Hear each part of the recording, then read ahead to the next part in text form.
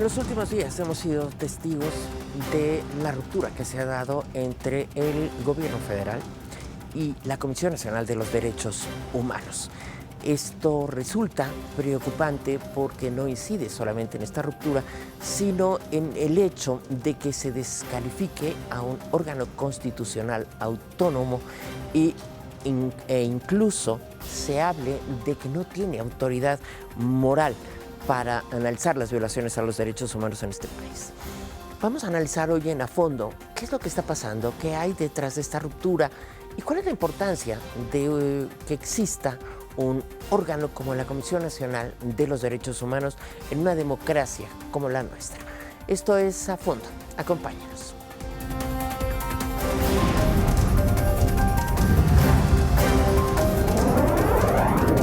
A Fondo, con Maite Noriega.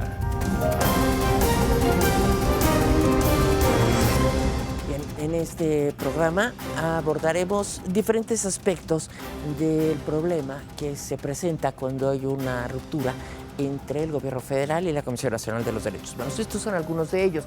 La postura del gobierno ante los derechos humanos.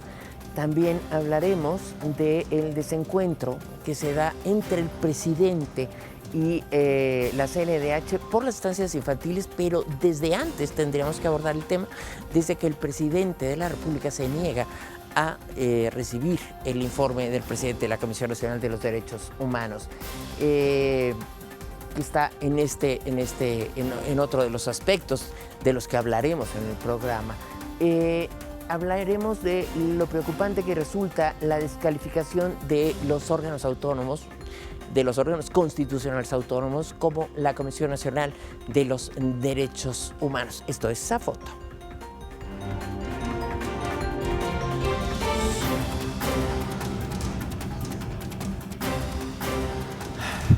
Bueno, pues muchísimas gracias por acompañarnos hoy en este programa A Fondo.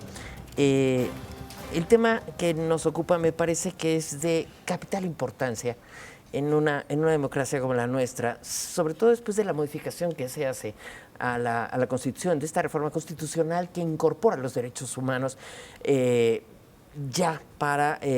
que modifican nuestra manera de verlos y de interpretar los derechos humanos.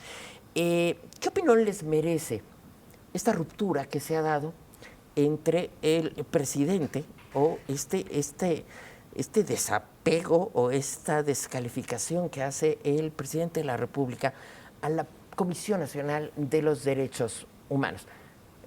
Antes de empezar con esto, de lo cual nos hablará cada uno de ellos desde su perspectiva, quiero dar la bienvenida a Agustín Guerrero Castillo, es político de Morena.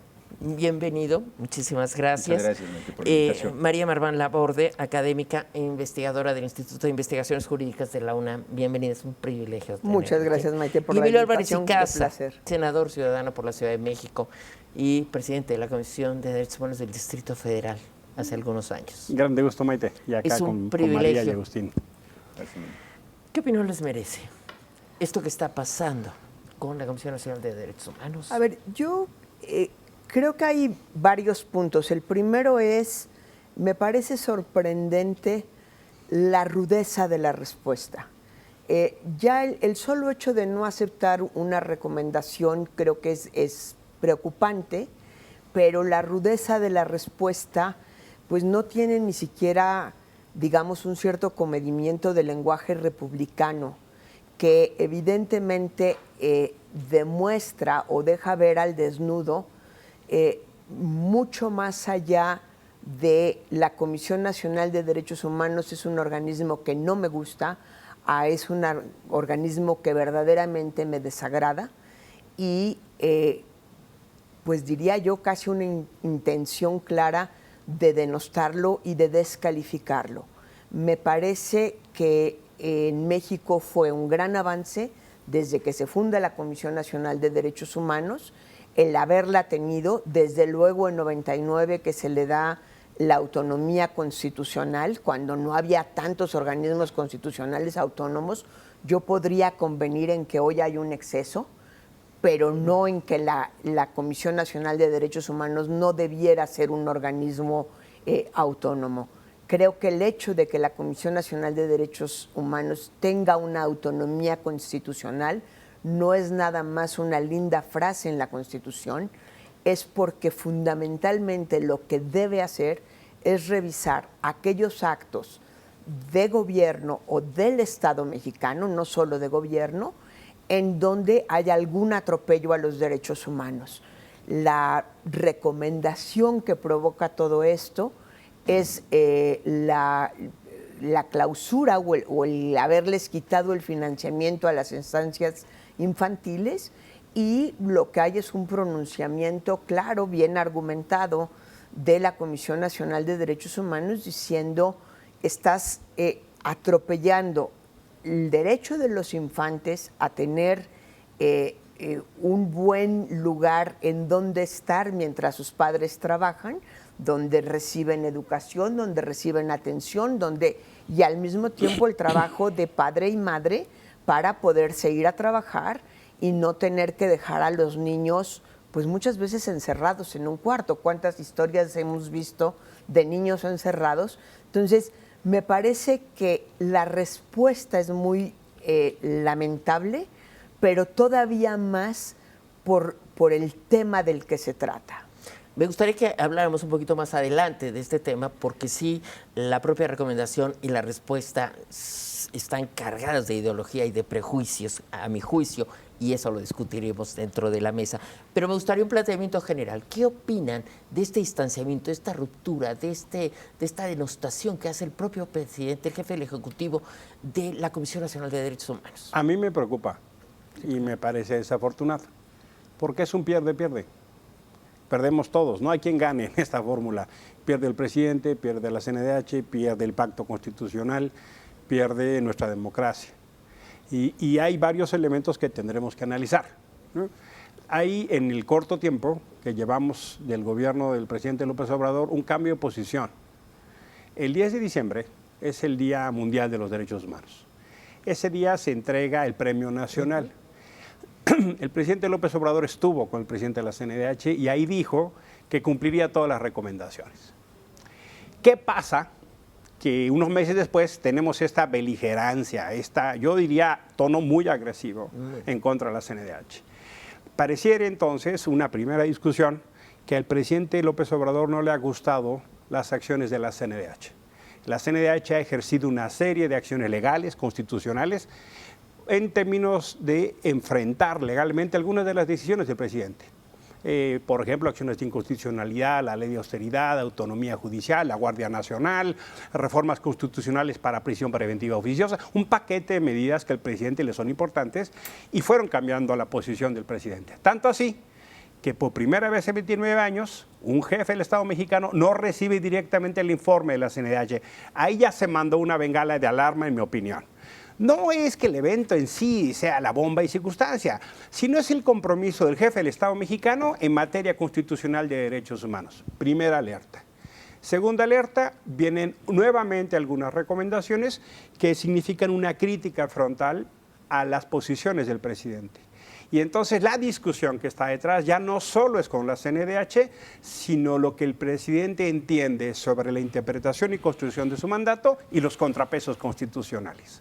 Entonces, el tema ya no es solo con la CNDH, sino una actitud que ha tenido contra otros contrapesos legales constitucionales. Y terminaría con un tercer análisis. El presidente tiene la facultad legal de aceptar o rechazar una recomendación. Es su facultad, ¿no? Lo que se pone en contraste es lo que había dicho inicio, el 10 de diciembre, y los términos de la misma. Pero en muy poco tiempo estamos viendo una escalada de una narrativa muy agresiva que además tiene una particularidad. Tenemos un presidente que es severo con sus opositores, sus críticos, la crítica, pero es muy sensible en lo que a él se refiere. No mide con la misma regla. Es implacable en ocasiones, tiene una narrativa esencialmente agresiva con lo que él considera que tiene que decir y lo ha dicho en ejercicio de su libertad de expresión. Lástima grande que no concede la misma a sus opositores o a otros actores que no opositores, sino que la interpretación de su mandato constitucional hacen lo que consideren que tienen que hacer. Ahí entonces entramos en una serie de tensiones muy fuertes. Agustín. Muy bien, bueno, yo coincido con algunos de los elementos que aquí se han planteado. Creo que el punto que habría que desarrollar es una idea que Andrés Manuel ha estado insistiendo, particularmente de que toma protesta como presidente de la República. No aparece tanto esta idea en el periodo de transición, que es el cambio de régimen. Andrés Manuel insiste en que no se trata de un cambio de gobierno, sino de un trato de régimen político y de régimen económico. Y hemos ido conociendo los elementos de este cambio de régimen prácticamente al día, en los hechos. No hay una exposición discursiva del conjunto de lo que significa un cambio de régimen, pero hay muchos elementos, acciones, actos que cambian las formas tradicionales de lo que ha sido la política en México y lo que ha sido la relación interinstitucional entre los poderes. Yo creo que en el marco de este cambio de régimen es que hay que entender la actitud del presidente con relación a la Comisión Nacional de Derechos Humanos en el conjunto más amplio. Coincido con Emilio que efectivamente el 10 de diciembre había un panorama distinto, hay incluso una muy buena referencia del presidente con relación a Luis Raúl González, hay un reconocimiento a su trabajo y efectivamente habría que ver qué es lo que sucede en las semanas y en los meses siguientes para colocarnos en la situación en la que estamos. Efectivamente, la Comisión de Derechos Humanos, la Comisión Nacional de Derechos Humanos, presenta varias acciones de inconstitucionalidad en temas centrales para el nuevo proyecto de gobierno y para este cambio de régimen. Una de ellas es la que tiene que ver con la ley de remuneraciones, lo que comentas que está en el marco de la política de austeridad. Sí. Andrés Manuel ha hecho de la política de austeridad uno de sus ejes centrales del cambio de régimen. Nadie en este país podría ganar más que el presidente, digamos, como la consigna. Y como de hecho, el elemento descalifica a la Suprema Corte por lo mismo, ¿no? Y como el elemento que alinea toda la vida pública en términos de las responsabilidades de los servidores públicos. La Comisión Nacional interpone una acción de inconstitucionalidad que no le gusta a Andrés Manuel, o sea, simplemente no va con lo suyo, ¿no? Sí. Luego está el tema efectivamente de las estancias infantiles, que habría que contextualizarlo. Ya la maestra María Marván nos comentaba de la importancia social que han tenido las guarderías o estas estancias en estos años, y creo que es un poco el esfuerzo que hace Andrés Manuel de plantearlo. En otra línea que también desde el 10 de marzo de este año nos deja ver como un eje estratégico de su relación con lo que conocíamos como la sociedad civil. El 10 de marzo se publica una circular que instruye a todos los órganos ejecutores de gasto del gobierno federal a no transferir recursos públicos a sindicatos, ONGs, organizaciones de la sociedad civil, etc. O sea, que toda la política va a ser de trato directo entre el gobierno y los que serán los beneficiarios de la diversidad social. Y ese tema de una política sin intermediarios es justamente lo que se cuestiona desde la lógica de Andrés Manuel por parte de la acción de inconstitucionalidad de la Comisión de Derechos Humanos, ¿no? O sea, le pega a una de sus políticas, ¿no? Bueno, a mí me gustaría abonar un poquito más en esto. Tú hablas del cambio de régimen, un cambio de régimen del que nadie sabe absolutamente nada, ¿no? Que no hay un documento que nos permita discutir, debatir, y entonces me parece que es un poco arbitrario. Vamos a hacer una pausa y regresamos. Estamos hablando a fondo sobre el tema de la ruptura entre el gobierno federal y la Comisión Nacional de los Derechos Humanos. Ok, María, tú querías hacer un comentario. Justamente sobre lo que nos plantea Agustín del cambio de régimen. Yo estoy de acuerdo. Es claro, y por eso él autollama a su sexenio, el de la Cuarta Transformación, que quiere hacer un cambio de régimen político y económico. Y con eso creo que lo que tenemos que entender es que quiere hacer un cambio en toda correlación de fuerzas políticas y económicas, valga la redundancia, es decir, no le gusta el entendimiento que hay con la iniciativa privada, no le gusta el entendimiento que hay con los equilibrios constitucionales, no le gusta el entendimiento que hay con los partidos, no le gusta el entendimiento que hay con los organismos constitucionales autónomos. Lo que decíamos hace un momento, lo que no nos ha dicho es lo que sí le gusta. Y pareciera ser en su actuar que él se pone al centro de toda la... es clara la destrucción de la institucionalidad, se pone al centro de todas las relaciones políticas y económicas, volviendo al Estado rector otra vez de la economía. Nos alcanza o no el dinero, porque no está claro que le vaya a alcanzar el dinero, y sin un mapa de hacia dónde vamos o cuál es su proyecto. Mira, ahí hay una discusión muy de fondo, yo estoy de acuerdo con el planteamiento, no con la posición. Se acaba de publicar el Plan Nacional de Desarrollo. Sí.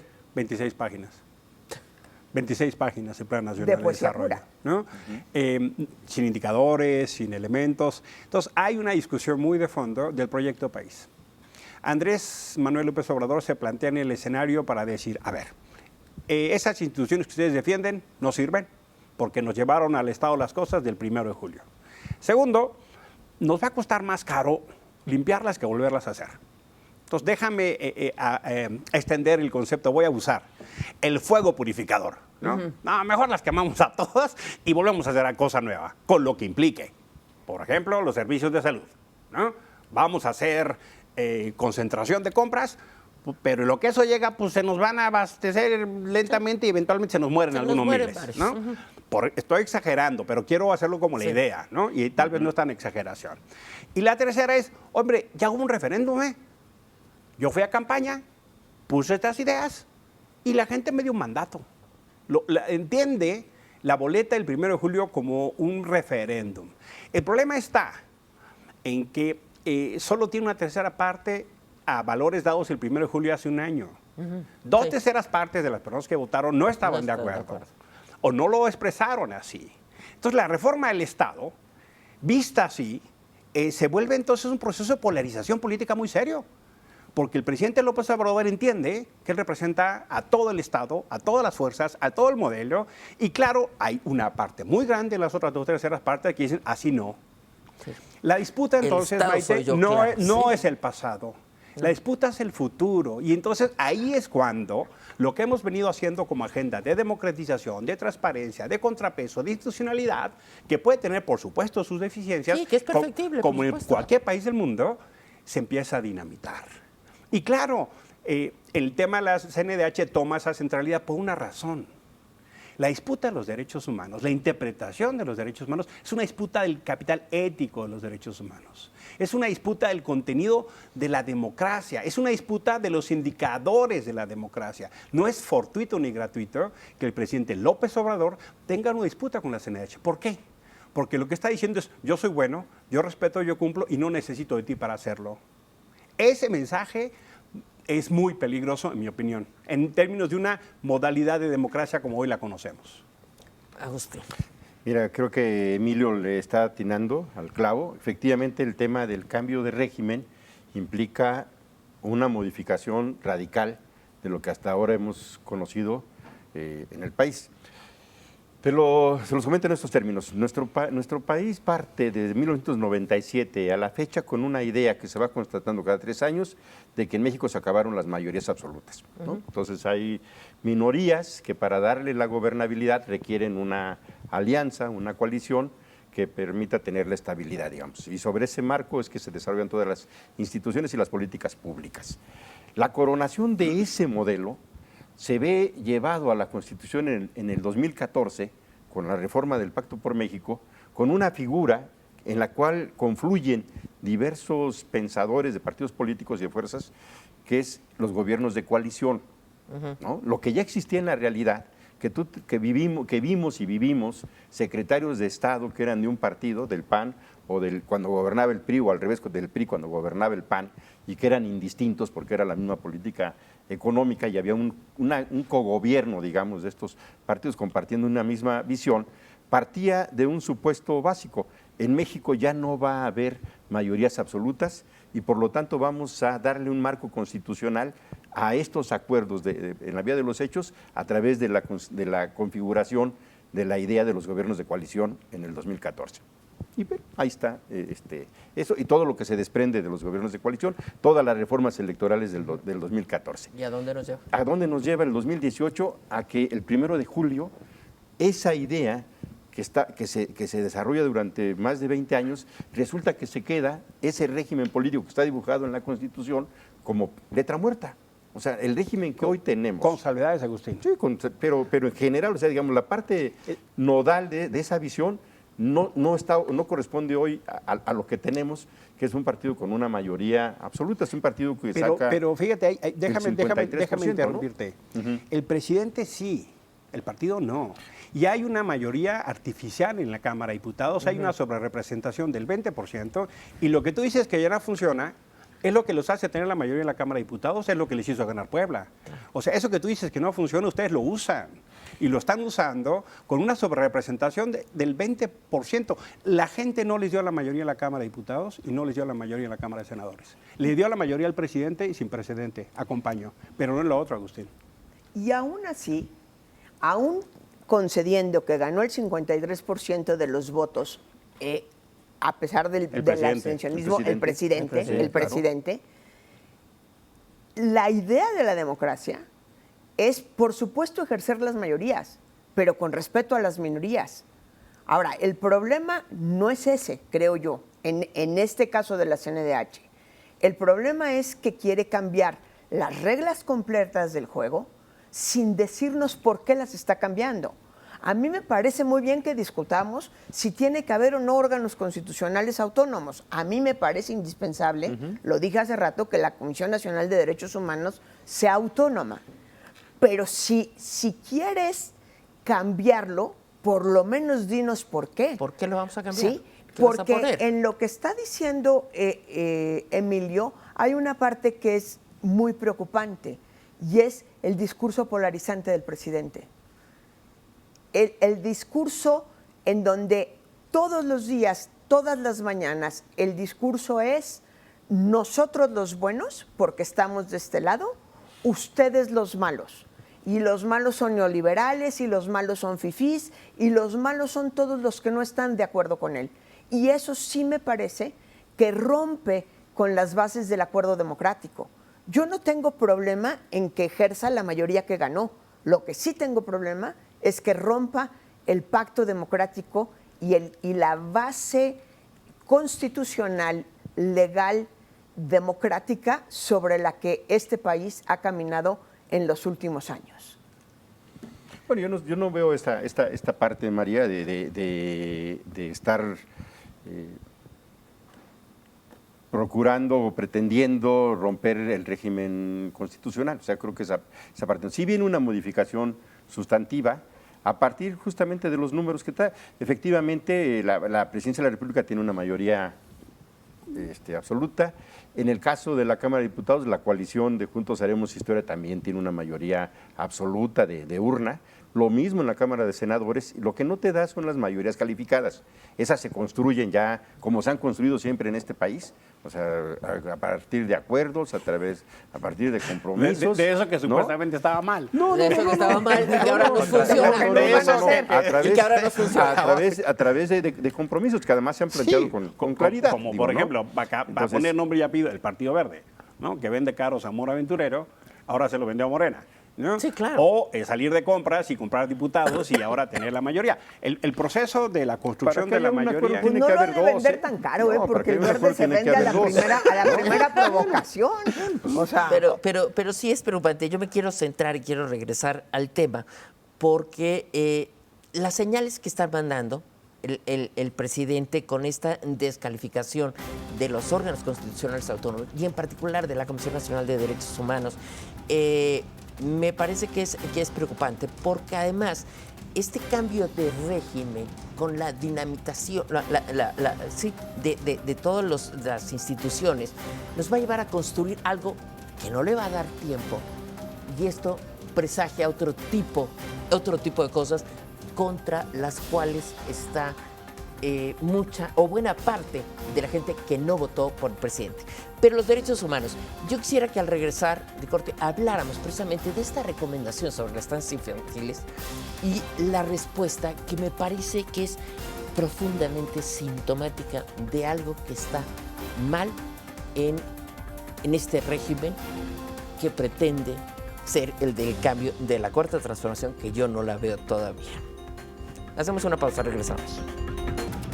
Bien, decíamos, comentaba Albert Sicasa, Emilio, que el hecho de no haber acudido al informe, no haber recibido el informe del presidente, marcaba ya algo. A mí me preocupa profundamente los términos en que se da la respuesta a esta recomendación. Dice, con apego a la verdad, resulta lamentable la actuación de la CNDH durante el periodo autoritario neoliberal, en lugar de ser la institución que defendiera al pueblo de las atrocidades cometidas por las autoridades y sus protegidos, se convirtió en instrumento de simulación, lo cual me parece que es verdaderamente falso, ¿no? O sea, o parcialmente falso, pero además me parece fuera de toda norma y de todo protocolo. Pero hay algo que me parece gravísimo. Resulta, dice el texto, resulta una aberración inaceptable que por motivaciones políticas y por consigna de intereses creados, dicha dependencia emita una recomendación dirigida a nuestro gobierno en la que defiende violaciones a los derechos humanos y la corrupción. Verdaderamente inenarrable.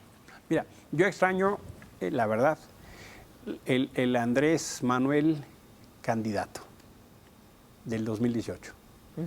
Porque era un hombre mesurado, era un hombre que hizo un esfuerzo por construir puentes, incluyó gente en su equipo que daba mensajes a distintos actores. Llega el 1 de julio, 2 de julio, y ese personaje se ha ido desfigurando y de repente me hace recordar cosas de un personaje que yo conocí muy de cerca en la Ciudad de México cuando yo fui a los mandé a la ciudad. Él era jefe de gobierno. Él era jefe de gobierno, coincidimos 4 años, con Agustín coincidimos en la Ciudad de México. Y mira, de 4 informes que coincidimos, él fue el primero.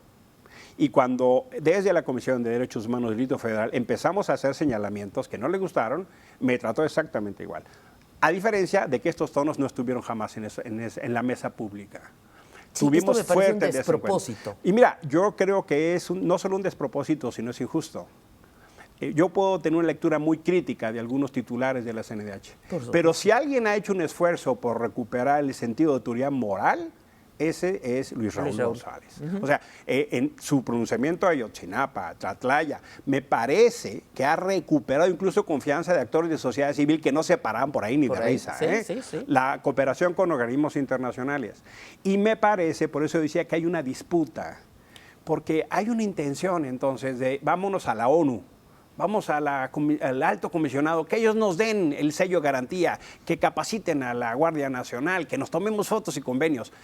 Y entonces es esa cosa medio maniquea de la disputa, con apego a la verdad, yo digo cuál es la verdad. Honestamente, en este tipo de temas no corresponde. Hay solo a nivel federal 2 ámbitos que tienen la facultad constitucional para decir si hubo o no violaciones a los derechos humanos. La Suprema Corte de Justicia de la Nación en materia jurisdiccional y la CNDH en materia no jurisdiccional. Todos los demás no pueden decir eso. Pueden decir estoy en desacuerdo, pero no pueden ni tienen la facultad constitucional para decir sí o no violación a los derechos humanos. ¡Wow! ¡Qué interesante! María. Me parece interesante lo que plantea Emilio. Ciertamente, todavía el día 1 de julio de 2018, su discurso en el que, digamos, después de que los otros 2 candidatos habían reconocido que habían perdido, ese discurso es muy bueno, porque es un discurso conciliador, hablándole a todo México, ya no nada más hablándole a sus electores y diciendo, ahora soy presidente de este país y tenemos que caminar hacia adelante. Ciertamente, cuando al presidente se le contradice, tiene la piel muy delgadita, un poco lo que decías tú hace rato. Él puede decir lo que quiera desde su tribuna, puede descalificar lo que hace el otro, pero no acepta ningún tipo de juicio sobre sí mismo. Y coincido contigo, me parece muy injusto decir que que la Comisión Nacional de Derechos Humanos, en especial la de Luis Raúl González, nunca levantó la voz revisando acciones de los otros gobiernos. Creo que sí la levantó y la levantó fuerte.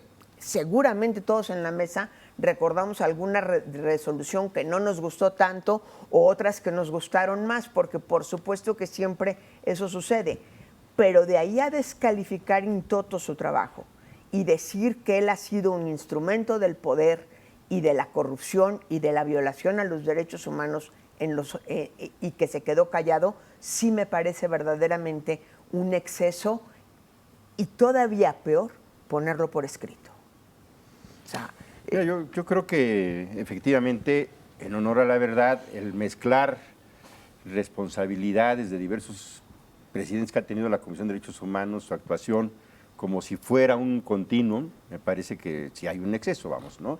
Cuando se plantea que la Comisión Nacional de Derechos Humanos se quedó callada, o la resolución, la recomendación que tiene el caso del ABC es muy pobre, por decirlo elegantemente, no por eso se justifica llevar a Soberanes como si fuera una continuación en Luis Raúl. O sea, Sí, creo que ahí no hay. ¿No? Ahora, las razones políticas, digamos, que yo comentaba en términos de una política pública marcada en la Circular 1, de no transferir recursos a organismos sociales, civiles, en fin, podría y debe de explicarse más. O sea, me parece, porque ahí sí hay un cambio fundamental en la relación con la sociedad civil, digamos, lo que conocemos con la sociedad civil. Y no es solo el caso de las estancias infantiles, creo que hay que... Es mayor. Es mayor y hay que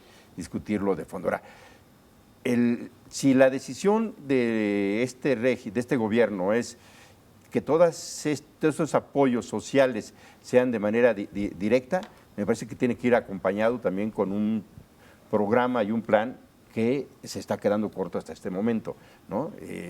No tenemos reglas de operación, no tenemos claridad, no hay indicadores, no se plantea Ni la siquiera certeza sabemos sobre si les va a la alcanzar. operación. Claro. O sea, porque no es lo mismo darle a una estancia para que tenga a 20 niños, que además recibían otros niños, que darle a una persona 800 pesos a ver dónde encuentra una estancia infantil por 800 pesos. Sí, necesitamos ahí partir del censo también, porque efectivamente no tenemos un censo real. Las cifras que teníamos de las guarderías, de las 9,000 guarderías que operaban, pues ya cuando se hace un primer censo para ver la población real, pues resulta que sí traemos un exceso de más o menos. Pero nadie ha visto ese censo, no sabemos cuál es el universo del censo. No sabemos quién es más censo. Aquí hay un dato. Pero hay un dato en esta parte que es parte de la discusión anterior, que no se dio.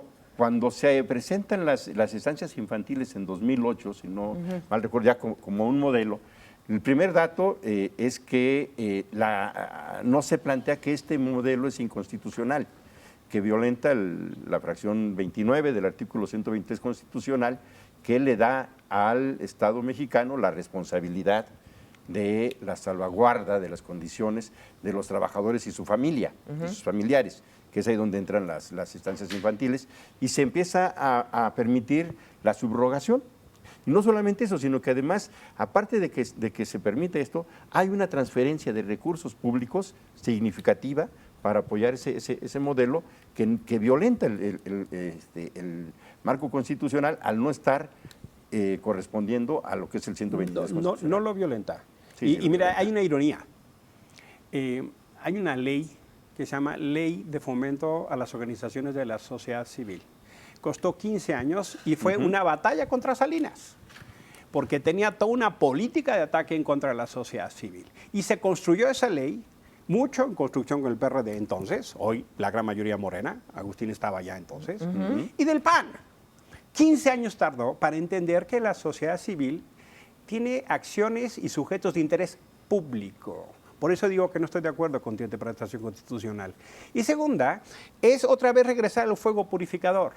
Claro. O sea, no me importa que haya 300,000 madres con más de 500,000 de niños que se queden 6 meses sin servicio, que no tengan a dónde llevar a los niños, que no tengan a dónde dejar. Ya ha habido casos dramáticos de despidos o de daños, porque estamos revisando.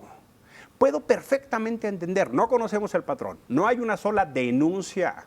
Llevamos 6 meses de transición y 7 de gobierno, más de un año, y no hay una sola denuncia. Y resulta que les parece eficiente y suficiente venirnos a decir que no importa que 500,000 de niños no tengan protección.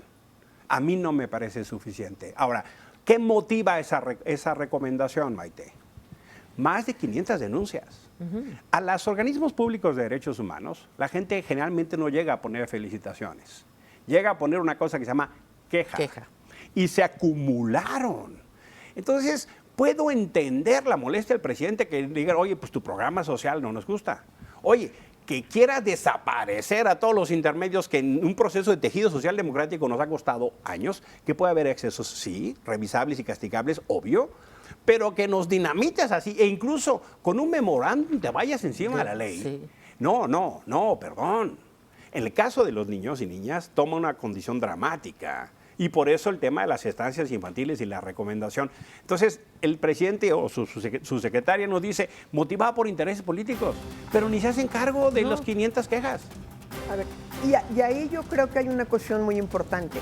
Si había corrupción, había que investigarlo y había que castigarlo. Obvio. La respuesta no es la destrucción institucional. No. Y volvemos al punto que hablábamos hace rato. Es muy clara la intención del cambio de régimen, el cambio de correlación de todas las fuerzas políticas y económicas, pero no está claro con qué se va a sustituir. O sea, si el problema es combatir la corrupción, el desaparecer las estancias es impunidad.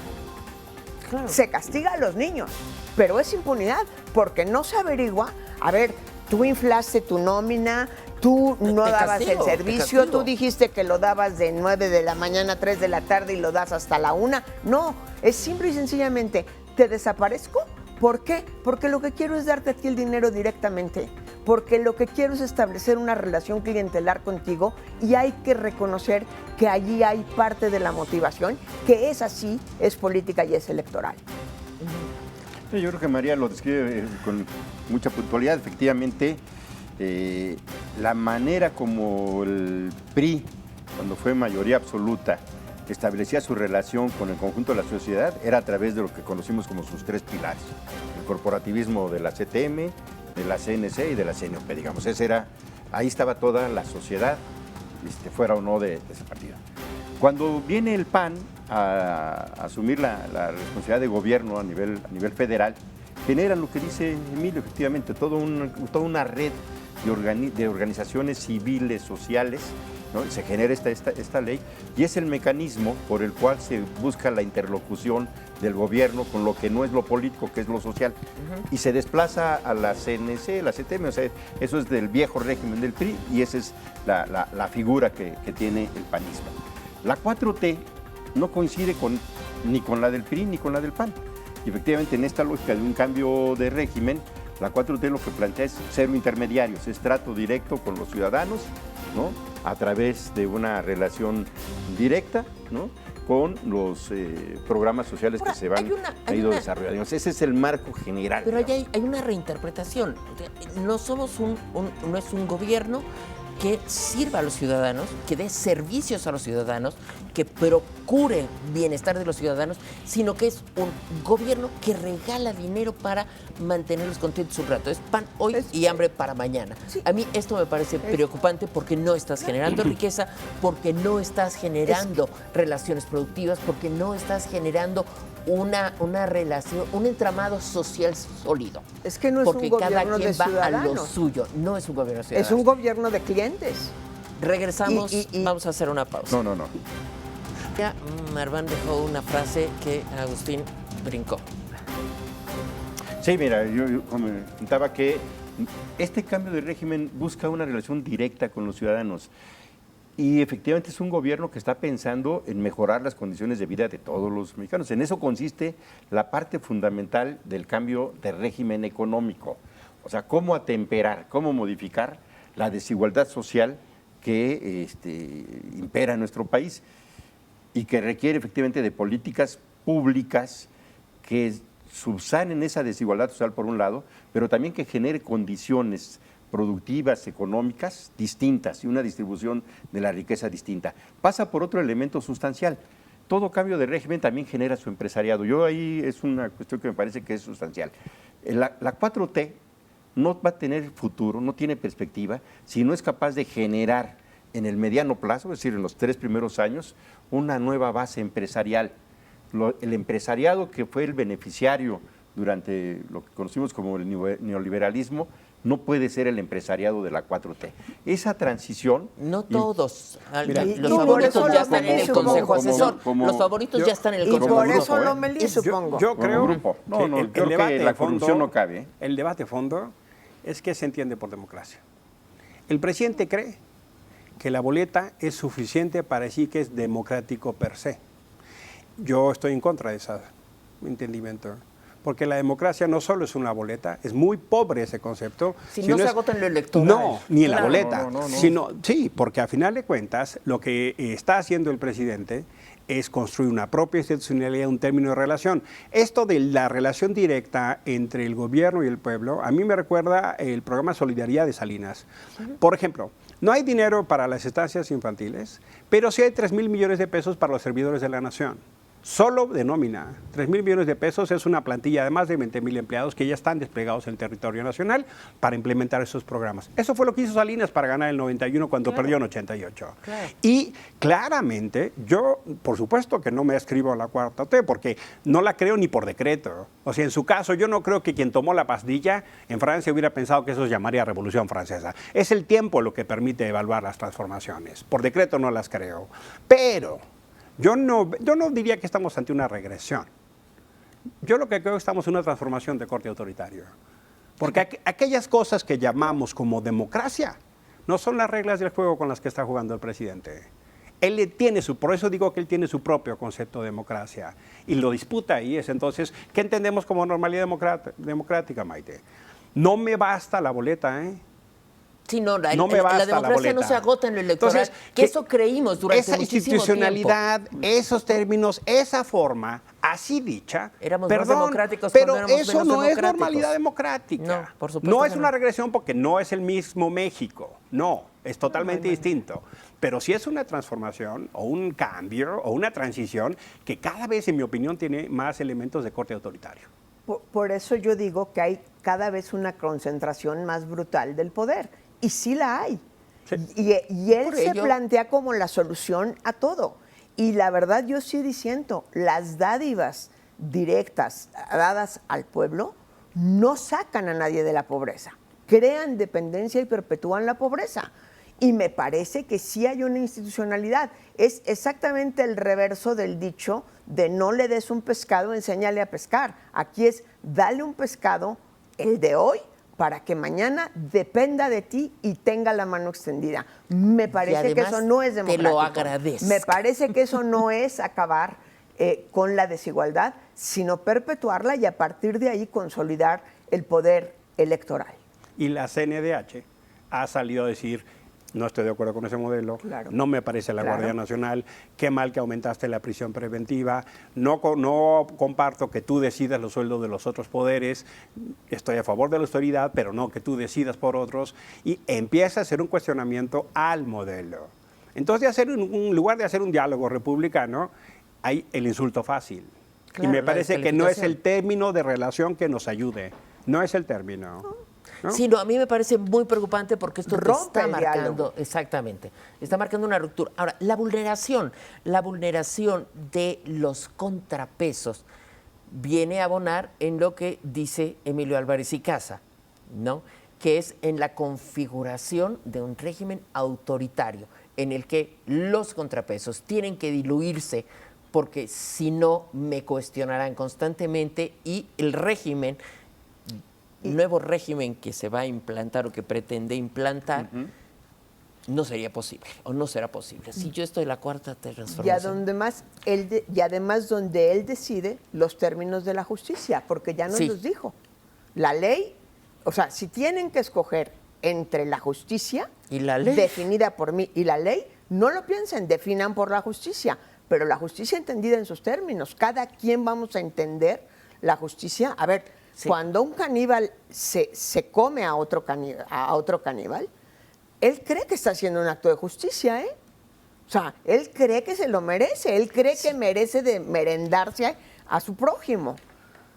No creo que no lo crea. Entonces, cada quien vamos a decidir a quién nos vamos a merendar. No, No, no, Bueno, a mí me preocupa. bueno, en ese estamos. Mira. Bueno, A en ver, ese estamos. conclusiones, vamos Mira, concluyendo. Andrés Manuel es un demócrata ¿De que verdad? decidió, sí, claro, o sea, decidió ante la realidad social que lo formó y que ha vivido, decidió transformarla o pedirle al pueblo la oportunidad de transformarla a través del voto, a través de la urna. O sea, y ha sido un pacifista todos estos años. O sea, Y subió al poder bien, por vía legal. vía legal y en estos, yo lo conozco hace casi 30 años, ¿no? Y es una persona que siempre ha promovido la movilización social con paz, con tranquilidad, en fin. Pudo haber tomado otra opción, o sea, ante las desigualdades que tiene el país, pudo haber tomado, como Marcos, que tomó otro camino, como la guerrilla que por ahí tuvimos en algunos momentos, pero decidió ir por la urna 3 veces, ¿no? O sea, para la presidencia de la República, que no es un asunto menor, o sea, eso constata su compromiso democrático, porque después del fraude del 2006 pudo haber intentado otras vías, como ya también tenemos muchas historias en México en otros momentos, ¿no? Entonces digo que es un demócrata. A su modo, efectivamente, tiene una visión distinta, él está convencido de que el modelo institucional que nosotros tenemos no es el mejor para nuestro país. Y efectivamente él ha planteado otro tema ahí, que es la cuestión de las urgencias. O sea, tiene una visión de largo plazo en términos de la transformación social, que no es por decreto y no es de la noche a la mañana, pero por otro lado también es el tema de las urgencias. Y el de las urgencias de poder modificar un conjunto de prácticas que combatan la corrupción de manera pues, lo más rápido posible. Decisiones como lo de la oficialía mayor de concentrar las compras, obedece esa visión. Eso lo hizo como jefe de gobierno y bueno, tuvo resultados positivos. Seguramente si hubiera tenido una experiencia negativa, pues no estaría repitiendo ese esquema, ¿no? Entonces, creo que hay que darle el tiempo para ver cómo se va a ir consolidando la cuarta transformación, pero me parece que está acreditado que Andrés Manuel es un demócrata. Mira, 3 conclusiones. La primera es, yo reivindico la importancia de una CNDH autónoma, independiente y que defienda, aunque al presidente o a los gobernadores no les guste. Hay que encarar el poder defendiendo a las víctimas y eso está haciendo la CNDH. Segundo, el dilema que tenemos no es un dilema de pasado. Yo no defiendo ese pasado indefendible, ¿eh? Es un dilema de futuro. Y el dilema de futuro o nos incluye a todos o este país va a vivir una permanente guerra social. Y el presidente abona en eso. Tercero, el dilema de debate se llama cómo generamos un cambio que no tenga daños colaterales o muertos en el camino. Para mí no es suficiente que me digan vamos a consolidar las compras, que qué bueno que se haga, si la gente en los servicios hospitales no tiene servicios medicinas y se está muriendo. Perdón, para mí eso es inaceptable. Estoy dispuesto a sumar lo que fuera necesario, pero en términos de dignidad para todos. Gracias. Me sumo a lo que dice Emilio. Necesitamos una CNDH autónoma y la tenemos.